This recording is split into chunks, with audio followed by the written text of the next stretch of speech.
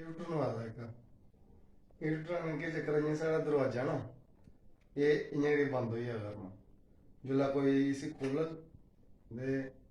ठीक 2 सकेंट बाद एह्दा स्पीकर होंदे न एह्दी तार लगदी इत्थै इक तार थल्लै नी घर च इक उप्पर इ'यां ट्यों ट्यों ट्यों ट्यों ट्यों करने पौना हून चालू करियै दस्सना चाबी होंदी जि'यां तुसें इसी ऑन कीता ना इसी एह् ऑन होई जा लाइट जगाई एह् ऑन होई जा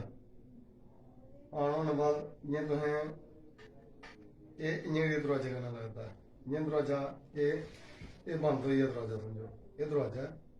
एह् बंद होई गेआ बंद होने बाद इक निक्की नेही केह् होंदा सारे ने आवाज आनी है एह् आवाज आई इक फिर जि'यां कुसै ने दरवाजा खोलेआ ना एह् दिक्खो जि'यां दरवाजा खोलेआ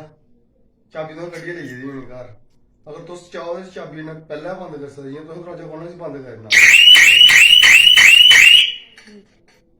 इस चाल्ली चलना